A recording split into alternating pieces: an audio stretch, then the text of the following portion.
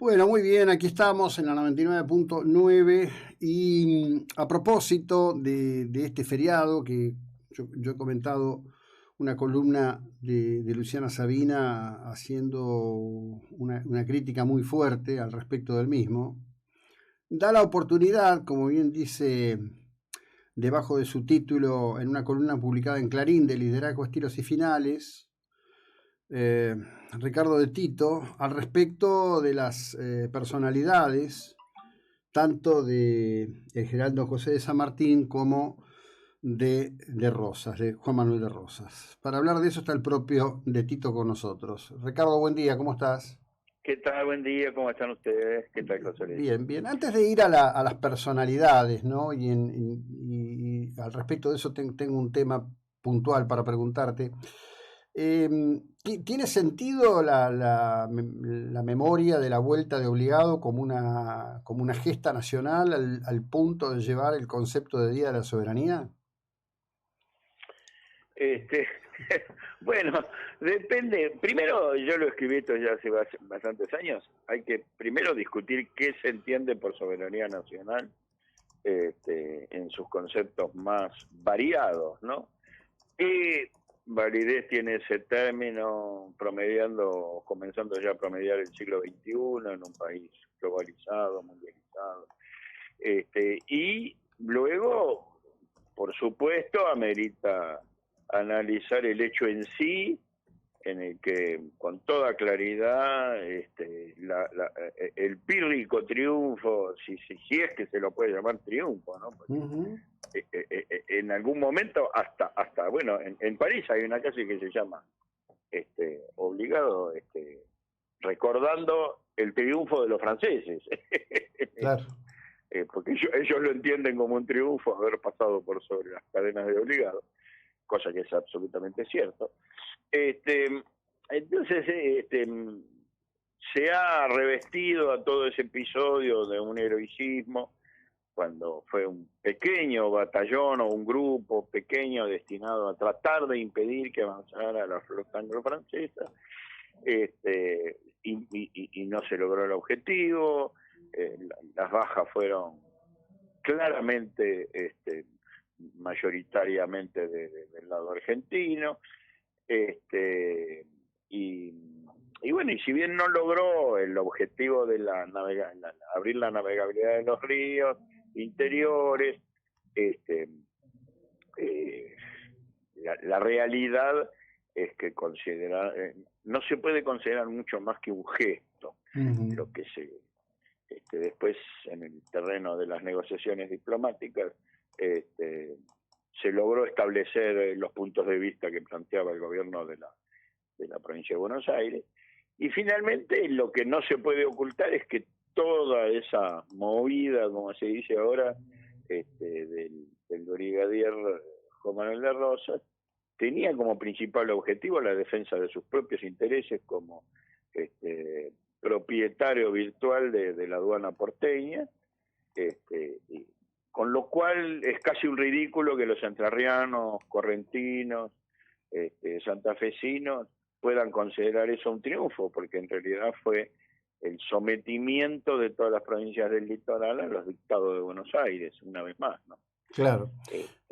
Con lo cual, lo que podría festejar aquellos que tengan intereses en el dominio de la aduana porteña no es razón de festejo justamente para las provincias literales que estaban siendo, bueno, no va a ser por ninguna casualidad, es primero Artigas y después Urquiza quienes se elevan contra el poder de Buenos Aires, ¿no? O Claro, sea, claro. justamente porque la navegabilidad de los ríos los sometía a ellos a pagar impuestos por productos que en realidad ellos podían comerciar en forma directa, ¿no? Ujú.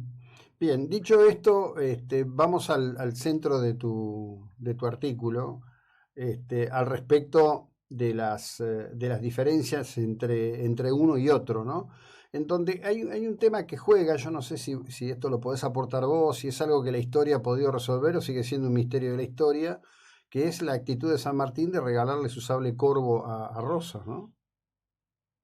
Bueno, es que San Martín, como, digamos, como hombre de la causa americana, este, sentía que de cualquier modo había, digamos, un avasallamiento de normas internacionales por parte de las potencias, y entonces consideró digna la posición de Rosas, y de ahí ese gesto, ¿no? Incluso él le sugirió algunas tácticas de llevarlos tierra adentro, cosa de que no se hicieran fuertes en las aguas. Bueno, le escribe a Rosas.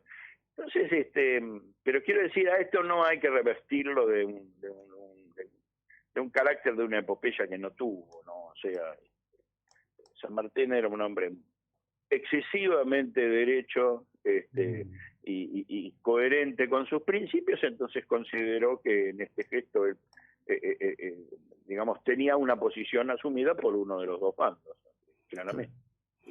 Bien. No creo que haya que darle más significación que eso. Vos trazás en el artículo un paralelismo entre San Martín y Bouchard, ¿no? Sí. Interesante el paralelismo que trazás, pero ahí me permito introducirte en otro tema. ¿Qué se sabe o qué se conoce desde la praxis de la ciencia histórica de por qué tantos hombres europeos de distintas nacionalidades vinieron a jugarlo todo, incluso la vida, obviamente, en la causa americana? Bueno, no hay que olvidar la influencia de la Revolución Francesa y de las campañas napoleónicas, que, bueno, habían... El proceso revolucionario americano estalla con la invasión napoleónica a España en 1808. Entonces todos ellos, una vez que buena parte de esta oficialidad animada por los valores republicanos, encuentra en América un lugar donde desarrollar una actividad a favor de proyectos republicanos, que digamos muy en ciernes, pero es lo que desatan las revoluciones de las juntas de 1810. Y bueno, y así es como Bouchard y muchos otros, qué sé yo, el famoso primer médico del ejército sanmartiniano, Diego Parisien, también era europeo, de ascendencia francesa, si no recuerdo mal, nacido en Inglaterra, o Cochrane, por ejemplo, el jefe de la escuadra chilena, es británico. ¿Y por qué los británicos? Uno diría, bueno, pero los británicos justamente no eran napoleónicos. Bueno, ahí había una especulación también anti-española y de participación de las fuerzas inglesas para ser, digamos, la nueva potencia hegemónica. Nuestro Guillermo Brown sí, claro, también es de procedencia inglesa. Además, no tiene nada de raro esto, vamos a decirlo desde otro lado. Belgrano había creado la Escuela de Náutica, pero después la habían cerrado, ¿no? En las provincias del Río de la Plata no había la posibilidad de formar navegantes de alta mar. O sea, entonces lo que se contrataba, por eso la guerra de corsarios también, eran agentes de formación o española o francesa o británica, ¿no? Muchos de ellos se tomaron bien a pecho la campaña americana, y ahí los tenemos a Brown, a Bouchard, bueno, como prácticamente como iniciadores de la Armada Argentina, ¿no? Sí, claro. Ahora, ¿qué época? Estoy mirando tu columna, y hoy temprano había leído en el diario El Español un artículo muy interesante sobre la ocupación napoleónica de España, con el título ¿Por qué la invasión de España fue un gran error de Napoleón en su guerra global?, ¿no? Y cómo las eventualidades de Europa siguen impactando en el mundo, y trazo en esto un paralelo no caprichoso con la situación hoy de la intención rusa de invadir Ucrania. Y cómo desde Europa como centro del mundo, literalmente, todo se expande y todo termina modificándose, ¿no? Bueno, esto desde... por eso creo que hablamos alguna vez del ridículo que muchas veces se hace impugnando la conquista de América por Europa. Sí, no, sí, claro.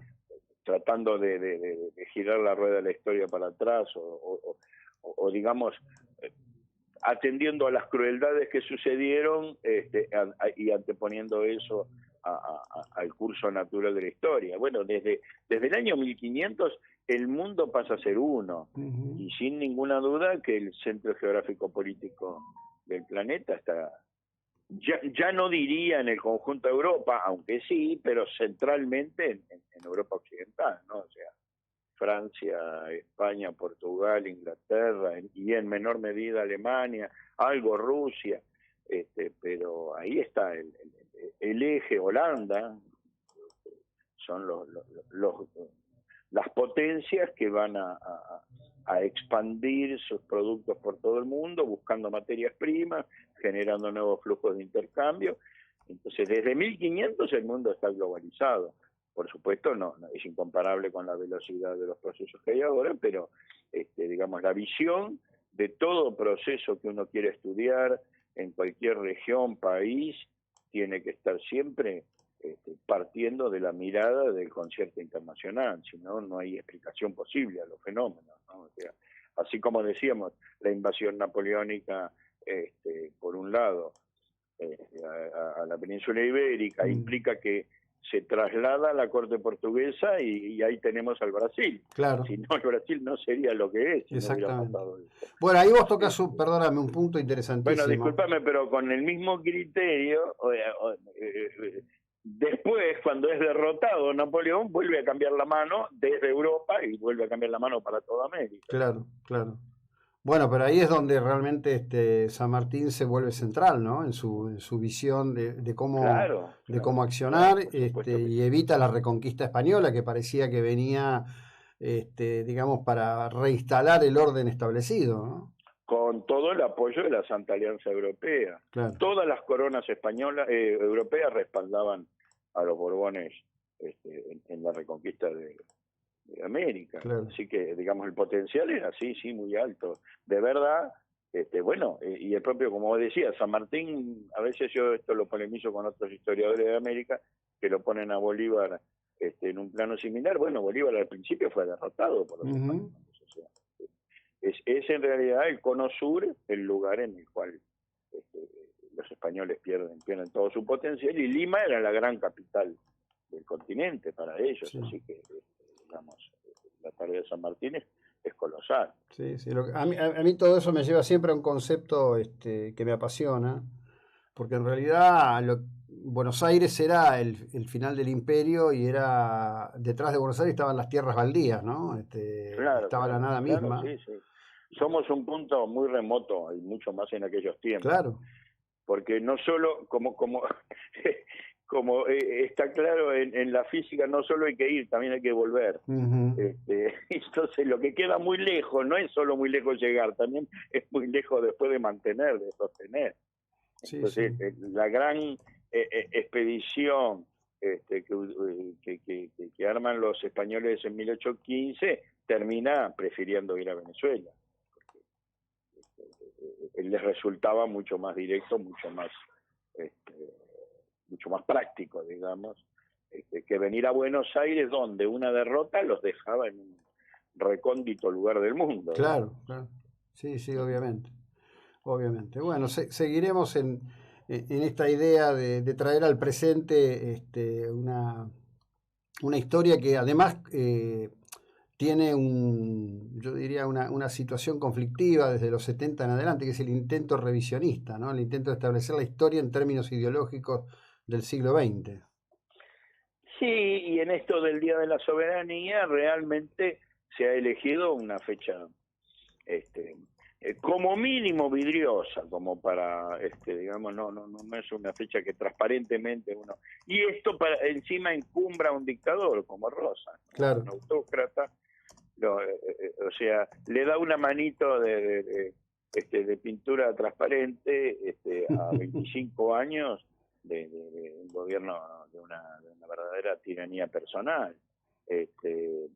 Entonces, detrás de la soberanía, digamos, de la soberanía entre comillas, se esconde también la maniobra de levantar a un personaje que con justicia durante muchísimos años fue condenado por la opinión pública argentina. Sí. Bueno, por eso digo, a partir de los 70 se da un proceso de resignificación histórica, cuando empieza el famoso tema del revisionismo, que no es ajeno al proceso histórico de de debate entre Estados Unidos y la Unión Soviética en el contexto, con Cuba generando como articulador en América, ¿no?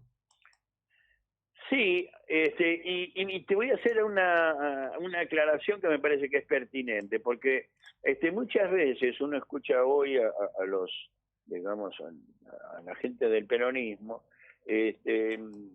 plantear que esta fue una nueva visión americanista de Perón, etcétera. Y en cuanto al rol de los próceres, no es así, es completamente equivocado, es un argumento falso. Perón, y la mejor demostración, como se ha dicho muchas veces últimamente, son los nombres de las vías férreas que las puso él personalmente, ¿no es cierto? No hay ninguna vía férrea que se llame Rosas, ni Quiroga, Claro. ni Chacho Peñalosa, se llaman, al revés, se llaman Roca, Sarmiento, Mitre, Urquiza, ¿no? Y esos nombres los puso personalmente Perón con un decreto firmado por él. Entonces, es un hecho categórico de la historia. El revisionismo al que vos apuntás, y como es obvio, yo rechazo porque es una versión ideológica de la historia o ideologizada, en realidad empieza a tomar forma con Jaureche, a principios de los años 60. Que la verdad todavía no me explico cómo puede haber una universidad nacional que lleve el nombre de un hombre cuyo vuelo intelectual fue realmente bajito como el del Carancho, ¿no? Paupérrimo.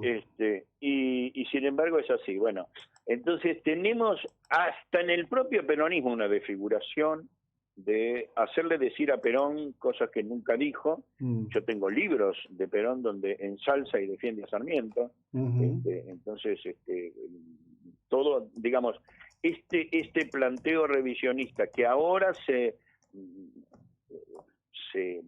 ayornó con un neo-revisionismo que trata de caerle bien a la gente, o sea, de decir lo que la gente quiere escuchar, digamos, ¿no? Y no, digamos, poniendo en juego cualquier verdad histórica no digo que exista una verdad absoluta de la historia, pero sí existen aproximaciones y caracterizaciones que, que el revisionismo, como decíamos recién, ideologiza, politiza, y bueno, yo siempre digo que cuando la política se mete en la historia, la única que pierde es la historia. Sí, sin ninguna duda, aparte, digamos, se alteran las resignificaciones, ¿no? Yo me acuerdo que en una oportunidad un colega nuestro acá fue a hacer unos estudios en una universidad norteamericana, ahora no recuerdo cuál, pero era una cátedra que la dictaba Patrick Shumway, que es el autor, sabrás vos bien, de la invención de la Argentina, ¿no? Sí. Entonces le digo, cuando estés con él, preguntale por qué escribió sobre la invención de la Argentina y no la invención del Estado de Estados Unidos del Norte de América. Porque en definitiva todas nuestras naciones se tuvieron que inventar. Porque no eran... Hay libros de la historia de Estados Unidos por historiadores norteamericanos que plantean muy bien este tema. En todo caso, después te busco alguna bibliografía y te recomiendo, porque está planteado el tema de la invención de los Estados Unidos. Qué bueno. También. Shumway no descubrió el agujero del mate con su sentido Acá todos leemos a todos, así que por uno supuesto puede saber de dónde viene la pista. Por supuesto, por eso me pareció pertinente introducirlo por el criterio de esta conversación. Te agradezco, te mando un abrazo a la distancia. Muchas gracias. Bueno, un saludo a toda la gente de Mar del Plata. Por acá está frío y lluvioso, así que está un día espantoso. Espantoso, así estamos. Bueno, gracias, Ricardo de Tito en la 99.9.